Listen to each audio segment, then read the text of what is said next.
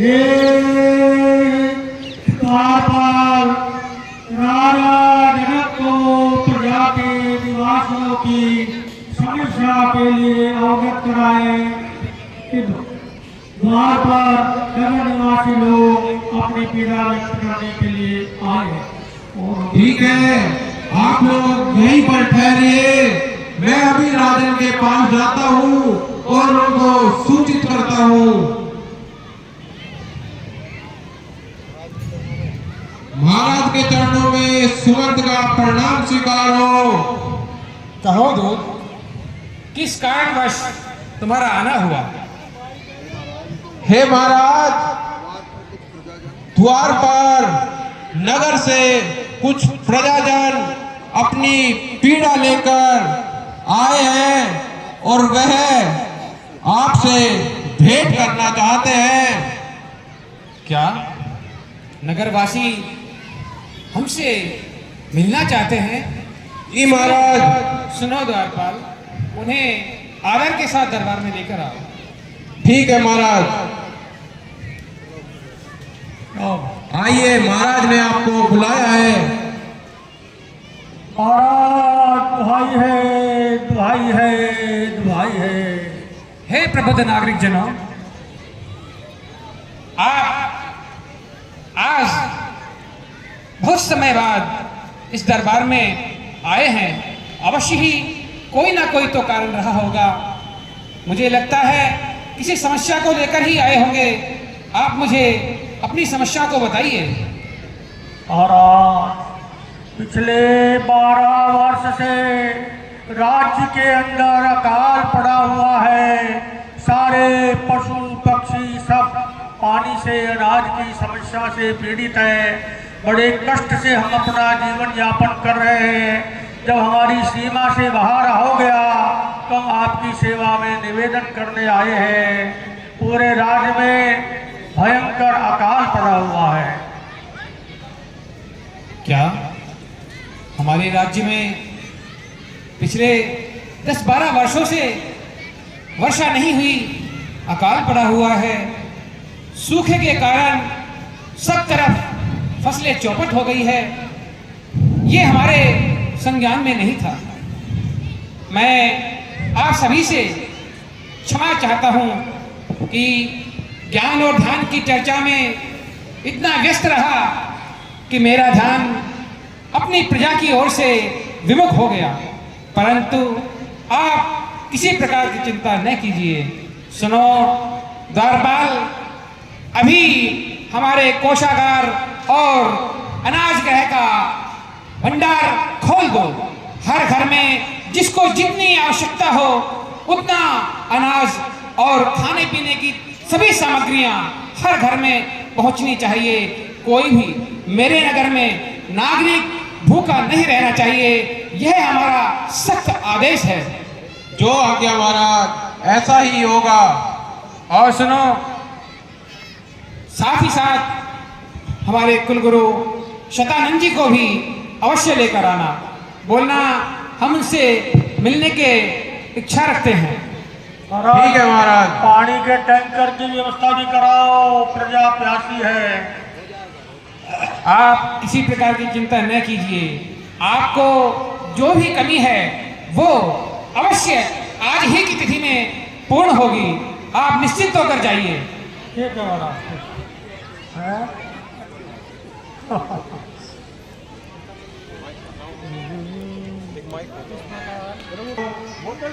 आयुष्मान भव। लगे रहते हैं। कहिए, जो बोल दे आपका किस लिए यहाँ आगमन हुआ?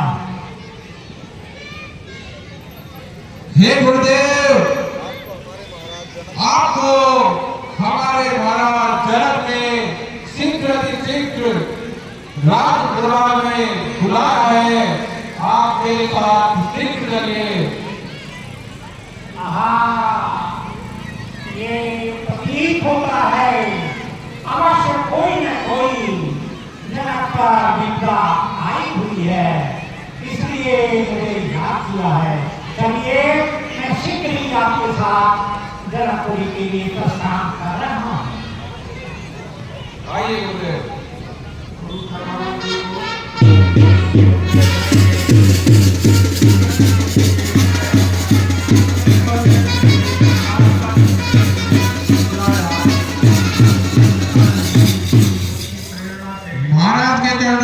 सुमंत का प्रणाम स्वीकारो।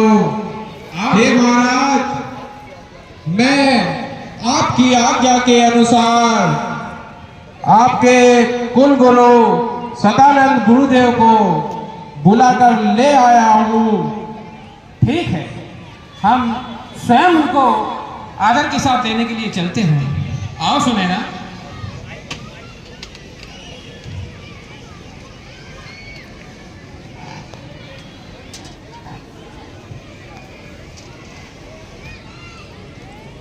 कुल गुरु के चरणों में जनक का प्रणाम स्वीकार हो। आयुष्मान भाव, यशस्वी भाव, कुलगुरु के चरणों में सुनैना का प्रणाम स्वीकार हो। सौभाग्यवती भाव। आइए ऋषिवर, पधारिए।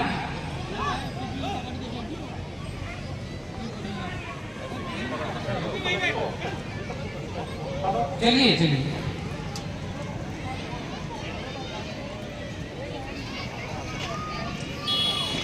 हे कुलगुरु, सर्वप्रथम आप आसन ग्रहण कीजिए।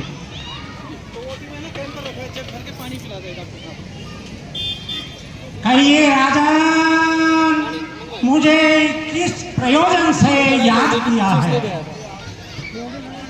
बच्चे लड़ रहे थे आपस में। ऐसा है, आपके मस्तक की रेखाएं कुछ कह रही हैं। आप किसी चिंता से व्याप्त हैं। अरे मुझे उससे अवगत कराइए।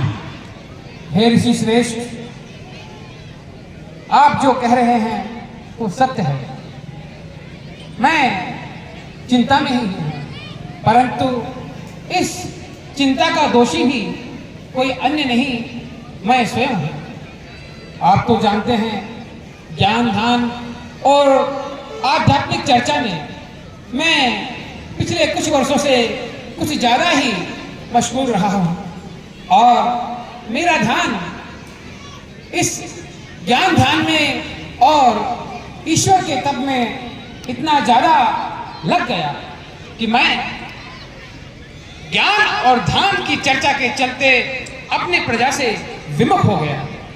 मुझे इस बात का कोई एहसास ही नहीं हो पाया कि मेरे नगर के वासी किस प्रकार दुखी हो रहे हैं। पिछले 10-12 वर्षों से इस नगर में पानी की एक बूंद नहीं बरसी, चारों तरफ सूखा पड़ रहा है और हर घर में भूखमरी छाई है, ना पानी है ना अन्न है और इस कारण मेरी प्रजा अत्यंत दुखी है।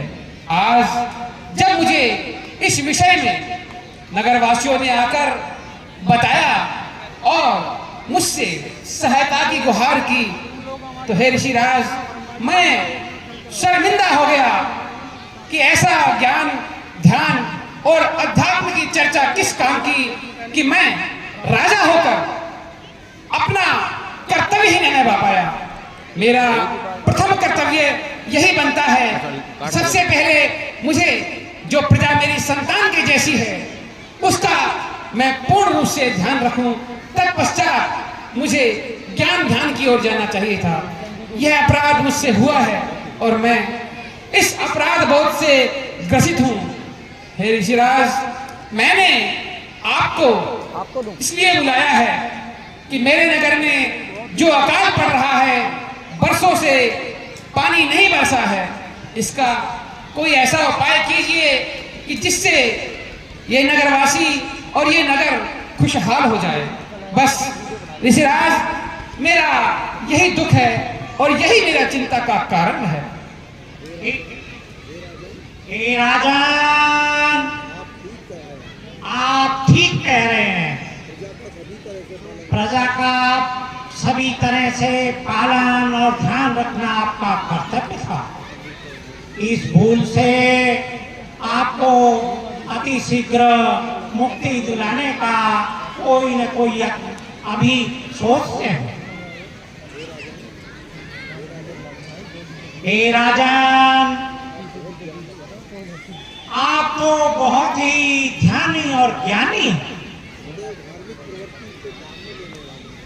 आपकी प्रवृत्ति हमेशा धर्म में बनी हुई रही है। आप धार्मिक प्रवृत्ति से हमेशा रास्ते पर आगे अग्रसर हुए। आपके लिए मुझे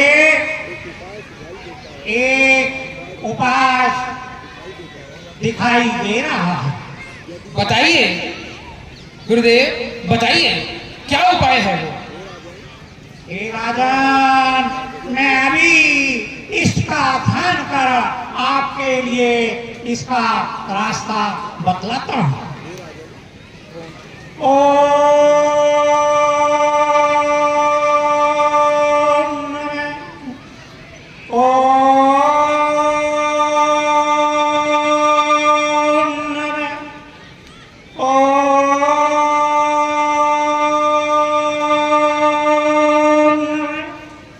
हे राजन, यदि आप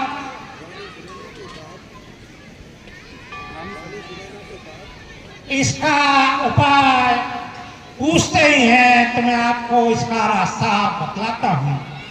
हे राजन, आपको रानी सुनैना के साथ चलकर हल चलाकर खेत में बीजारोपण करना होगा। अतएव आप अपने इस कार्य के लिए अति शीघ्र से शीघ्र ये उपाय है, इसका प्रशस्त कीजिए। हे गुरु, जो आपने कहा है मैं उसकी व्यवस्था अति शीघ्र करवाता हूँ और अक्षरशः आपकी आज्ञा का अभी पालन करता हूँ। आपको स्वयं हल चलाना होगा, वे रानी सुनैना को उसमें बीजारोपण करना होगा। तो आप चलिए और ये उपाय शीघ्र कीजिए। द्वारपाल, जैसा अभी कुलगुरु ने कहा है तुम ठीक वैसी व्यवस्था जितना शीघ्र हो सके उतनी शीघ्र से शीघ्र करो। जो आज्ञा महाराज। हे कुलगुरु, कुछ पल के लिए विराजिए, तब तक व्यवस्था होती है। भूखा पड़ा है, इससे मुक्ति मिले। आओ चलिए गुरुदेव। हे महाराज, आपकी आज्ञा के अनुसार सारी व्यवस्थाएं हो गई हैं। आप चलिए और खेतों में हल चलाइए। अति उत्तम, तुमने बहुत अच्छा और कुछ नगरवासी भी आपके साथ हैं।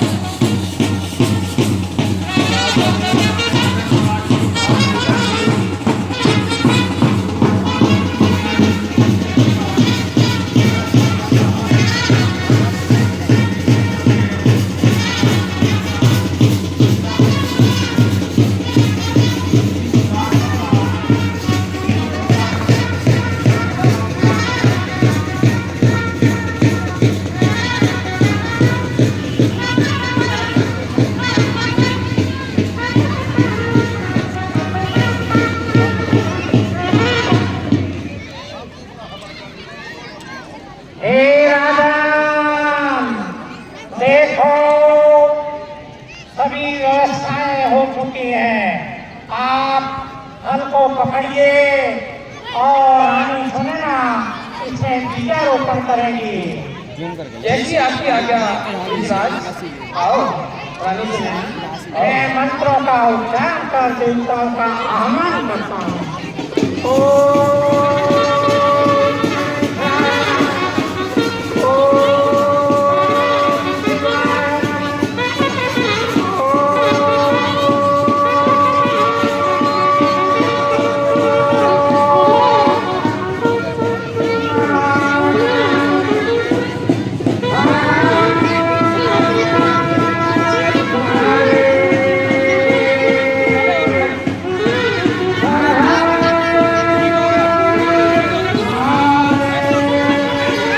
भाग जाओ।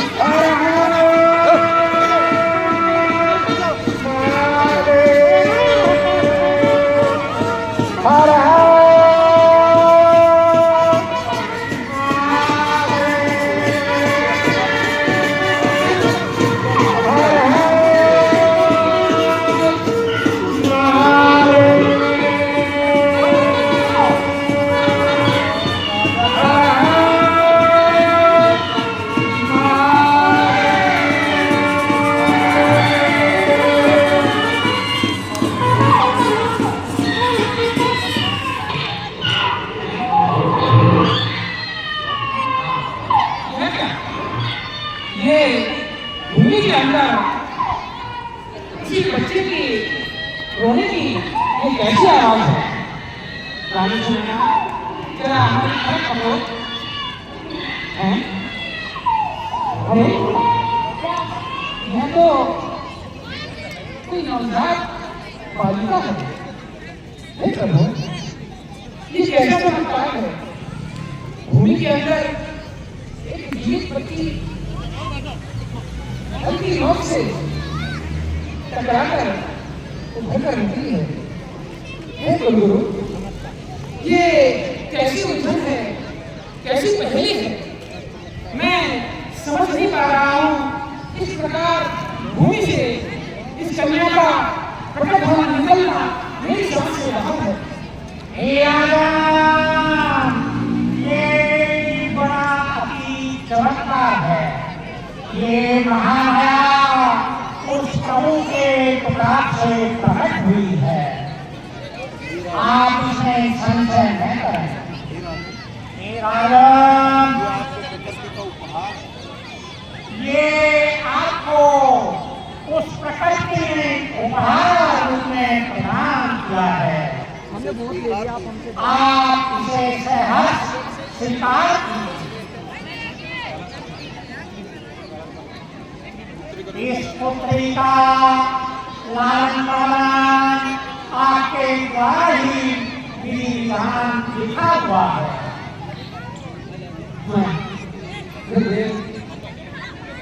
मैं शब्दों में ये अभिव्यक्त नहीं कर पा रहा हूँ कि ये ईश्वर की कैसी लीला है, जिस अभाव से मैं व्यक्त था।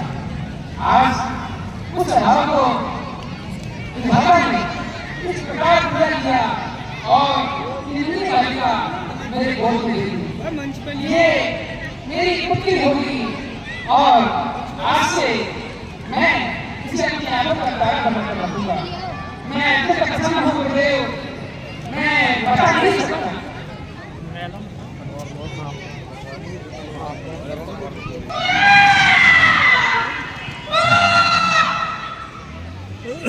हे रानी सुनैना, देखो देखो तो इस नवजात बच्ची के कोमल मुखड़े को। मेरी तो दृष्टि ही नहीं हट रही है इसके मुख से। कितना सौम्य और पवित्र का इसके मुख पर झलक रही है।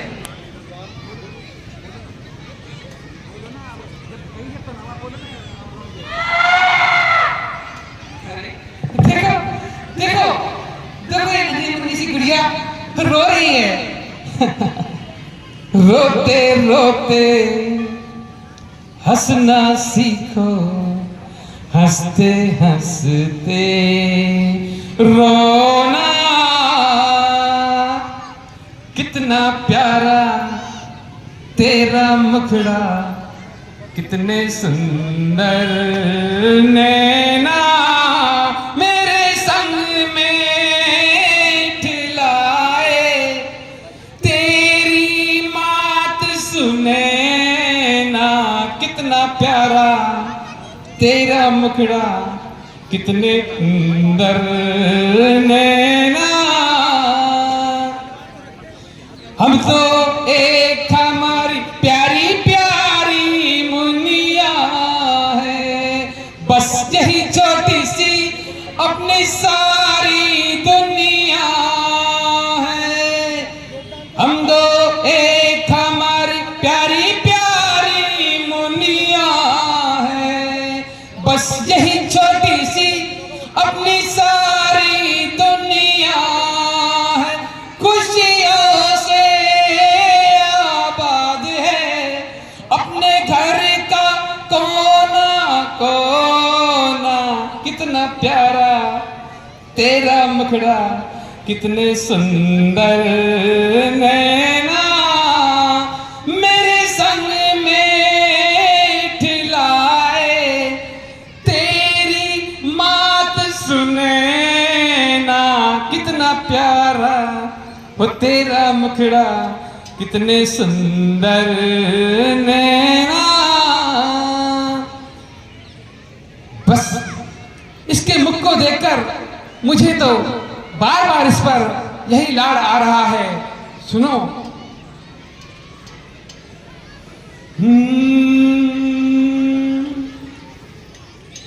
बड़ी बड़ी खुशियां हैं छोटी छोटी बातों में, बड़ी बड़ी खुशियां हैं छोटी छोटी बातों में, तारे टिमटिमाते जैसे प्यारी रातों में, बड़ी बड़ी खुशियां हैं छोटी छोटी बातों में।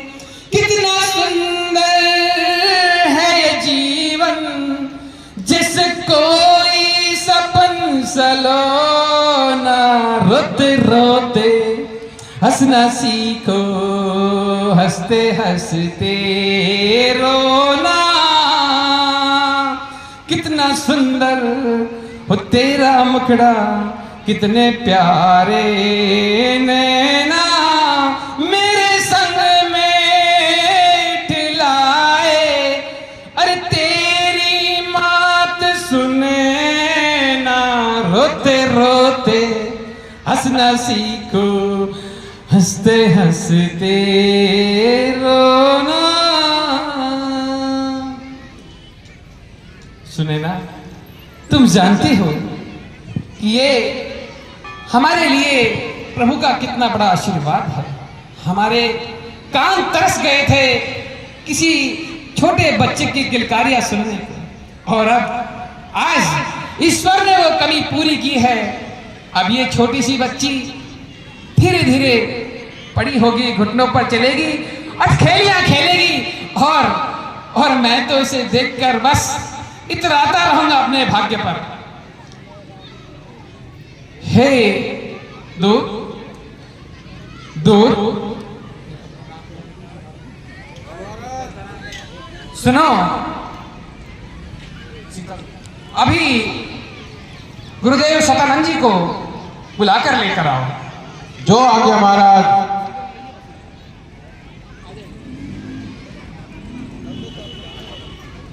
आइए गुरुदेव, मेरे साथ चलिए।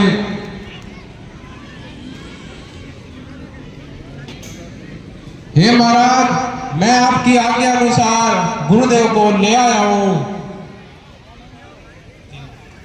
आइए आइए कुलगुरु, मेरा प्रणाम स्वीकार करें। यशस्वी भाव राजान, सौभाग्यवती भाव। मेरा प्रणाम स्वीकार करें। सौभाग्यवती भाव। हे ऋषिराज, सर्वप्रथम आप अपना आसन ग्रहण कीजिए।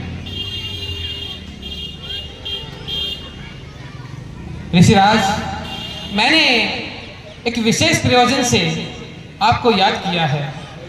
अब सीता घुटनों से चलते हुए कब कदमों पर आ गई पता ही नहीं लगा। मैं तो जान ही नहीं पाया इसके मुखड़े में, इसकी अटखेलियों में, इसके बचपन की हरकतों में इतना खोया रहा कि मैंने सोचा ही नहीं कि ये कब बड़ी होगी। परंतु फिर मुझे ध्यान आया कि मैं अब तक इसकी कुंडली तक आपसे न बनवा सका, और न ही मुझे इसके कुछ भविष्य के बारे में पता है। आप एक बार इसकी हस्तरेखाओं का अध्ययन कीजिए और अपने ज्ञान से तारों के, नक्षत्रों की गणना करके इसका नामकरण और भविष्य के विषय में भी मुझे बताइएगा। आइए बेटी, आइए। आहा, हे राजान, इसकी हस्तरेखाएं पूरे इस संसार में इसका नाम अमर करें। देखो, वैसे तो इनके अनेक नाम होंगे, लेकिन ये हल्की नोक से उत्पन्न हुई है, अतः हल्की नोक को शीत कहा जाता है। अतः मेरे मत के अनुसार इनका सीता नाम होगा। सीता, वाह, कितना प्रिय नाम है। सुनकर ही कानों में रस्सा घुल गया। और कुछ और भी तो बताइए इसके विषय में कि इसका भविष्य कैसा है, ये मेरे लिए, इस राज्य के लिए कितनी शुभ होगी, कुछ इस विषय में भी बताइए। हे राजन, हे राजा, आपकी पुत्री अत्यंत सौभाग्यशाली है। ये आपकी पुत्री अति भाग्यशाली है। इसको जो इसके हस्त में जो रेखाएं डली हुई है ये संसार में वो संसार में अमर हो जाए। ये आपकी पुत्री मानो कि आपकी पुत्री संसार में अमर हो जाएगी। अमर रहेगी। इसकी आभा तीनों लोकों में फैलेगी। ये इतनी यशस्वी होगी जिससे आपका मस्तक बहुत उच्च हो जाएगा। मुझे ये जानकर कितनी प्रसन्नता हुई है, मैं इसका बखान नहीं कर सकता। सुनो द्वारपाल, अभी हमारे कुल गुरु को उनके निवास पर ले जाओ और इन्हें 101 गाय सन से मणिक सींगों वाली भेंट करो और इनके आश्रम में सभी प्रकार के खाद्यान्न की पूर्ण व्यवस्था कर दी जाए। जो आज्ञा महाराज, आपने जैसा कहा है ऐसा ही होगा।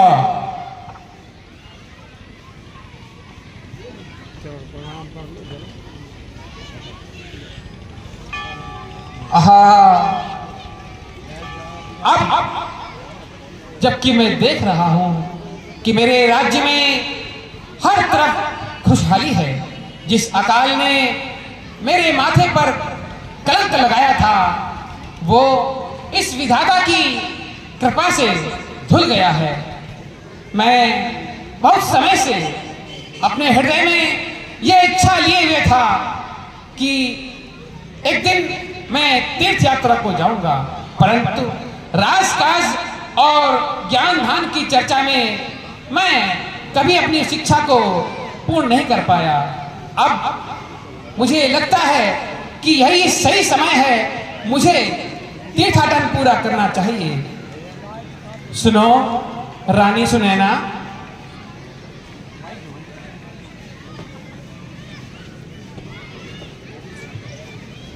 बोलिए स्वामी।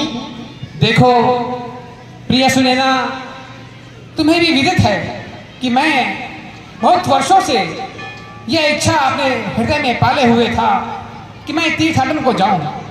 आज मुझे उचित अवसर नजर आता है, इसलिए मैं अपनी तीर्थ यात्रा पर जा रहा हूं, परंतु जाने से पहले एक बहुत ही महत्वपूर्ण कार्य मैं आपको सौंप कर जा रहा हूं। बताइए स्वामी, कौन सा कार्य है जो आप मुझे सौंप कर जा रहे हैं?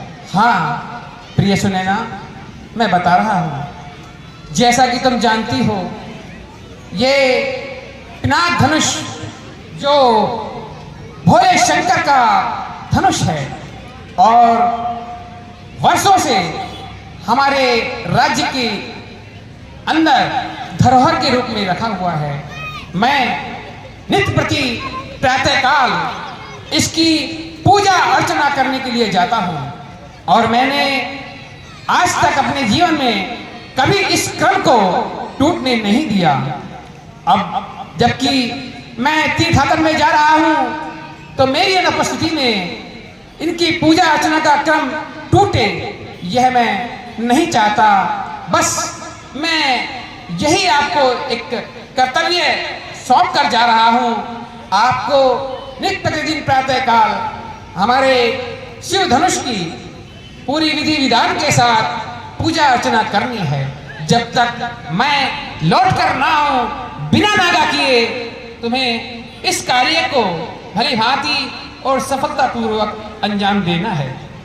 ठीक है स्वामी, ऐसा ही होगा। मैं इस कार्य को भली प्रकार बिना से नागा कर लापरवाही किए बिना करूंगी। अवश्य पूरा करूंगी। बहुत अच्छा प्रिय, तुमने ये कहकर मेरे हृदय से भार हटा दिया। अब मैं निष्फिक्र होकर अपनी तीर्थ यात्रा को पूर्ण करूंगा। मैं चलता हूं, तुम ध्यान रखना और पुत्री सीता का भी विशेष ध्यान रखना। ठीक है स्वामी। राजा जनक, शंकर भगवान के धनुष की पूजा की व्यवस्था कर तीर्थ यात्रा को चले गए। इधर सुनैना एक रोज इस काम को करने की स्थिति में नहीं थी। हे पुत्री सीता, आज किसी कारणवश मैं धनुष की पूजा अर्चना नहीं करने जा सकती हूँ और ये कार्य तुम्हें अकेले ही करना है आज। जो आज्ञा माता श्री।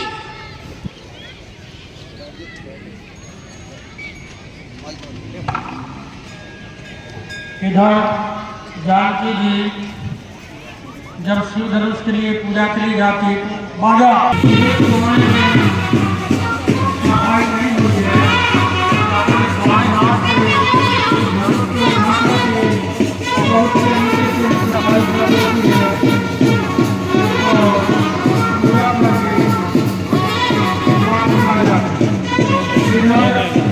राजा जनक माता श्री, मैंने आपकी आज्ञा अनुसार मैंने आपकी आज्ञा अनुसार सारे महल की सफाई कर दी है सारे महल की सफाई कर दी है और शिव धनुष की और शिव धनुष की पूजा अर्चना पूजा अर्चना आपकी आज्ञा अनुसार आपकी आज्ञा अनुसार भली प्रकार से कर दी, भली प्रकार से भली प्रकार से कर दी है।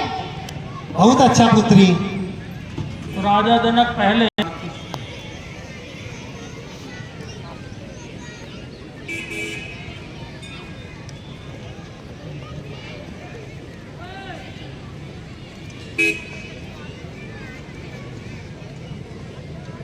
है? यह क्या? आज भोले शंकर का ये पिनाक धनुष मुझे कुछ अलग अवस्था में नजर क्यों आ रहा है? मैं वर्षों से इस धनुष को प्रतिदिन देखता हूं और पूजा के लिए आता हूं, परंतु मैंने इसे अपने स्थान से अन्यत्र कहीं हिलता हुआ या रुका हुआ नहीं देखा। ऐसा लगता है कि जैसे किसी ने इस धनुष को उठाकर इसके नीचे से इसकी धूल मिट्टी को साफ किया है, परंतु यह तो संभव नहीं प्रतीत होता।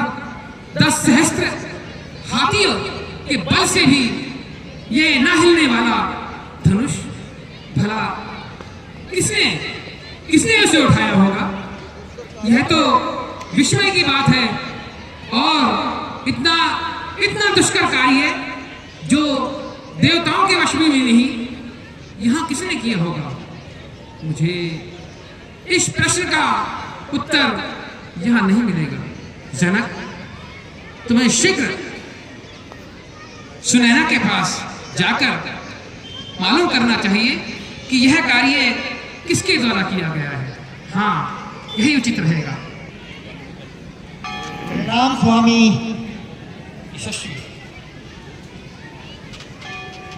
प्रिय सुनैना, तुम्हें याद होगा कि तीर्थ यात्रा पर जाने से पूर्व मैंने तुम्हें एक अत्यंत महत्वपूर्ण कार्य सौंपा था और साथ ही तुम्हें कहा भी था कि उस कार्य में कोताही न बरतना।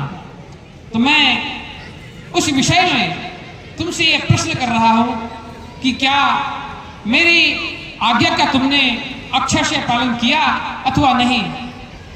हे स्वामी, मैंने आपकी आज्ञा के अनुसार सारा कार्य किया है। आप कहिए, मुझसे कोई भूल हो गई क्या? नहीं, तुम अवश्य भूल कर चुकी हो। ये कदापि नहीं हो सकता कि तुमने प्रतिदिन हमारे शिव धनुष की पूजा अर्चना की हो। अवश्य कोई ना कोई एक दिन तुमसे चूक हुई है। याद करो रानी। हे स्वामी, एक दिन मैं पूजा करने नहीं जा पाई। उस दिन मैंने पुत्री सीता को भेज दिया था। क्या तुमने सीता को पूजा अर्चना के लिए भेजा? ऐसा तुम्हें क्यों करना पड़ा? क्या कोई विशेष कारण था? हाँ स्वामी, विशेष कारण ही था।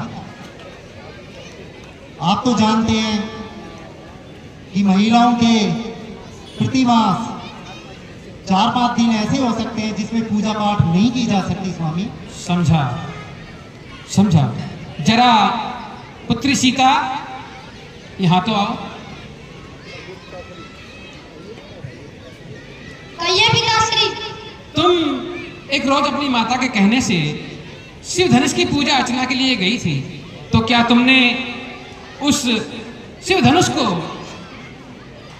अपने स्थान से हिलाने का प्रयास किया था या उठाया था? हाँ हाँ स्वामी। क्या तुमने अपने हाथों से उठाया था? हाँ। हे भगवान, ये कैसी माया है।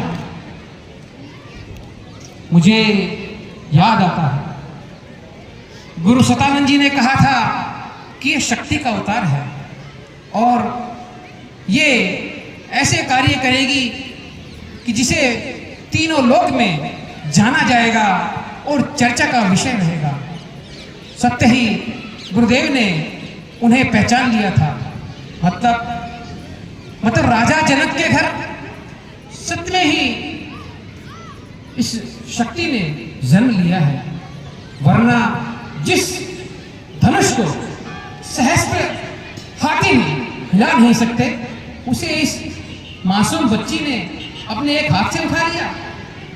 ऐसी वीर कन्या को विवाह करने के लिए मुझे उसके समकक्ष ही कोई वीर योद्धा तलाश करना होगा और इसके लिए मैं राजा जनक आज ईश्वर को, विधाता को ध्यान में रखते हुए, उनको साक्ष्य रखते हुए ये प्रतिज्ञा करता हूं कि जो वीर योद्धा इस शिव धनुष की प्रत्यंचा को चढ़ाएगा, मैं अपनी पुत्री सीता का विवाह उसी योद्धा से करूंगा। ये मेरा अटल प्रण है। राजा जनक ने सीता विवाह से संबंधित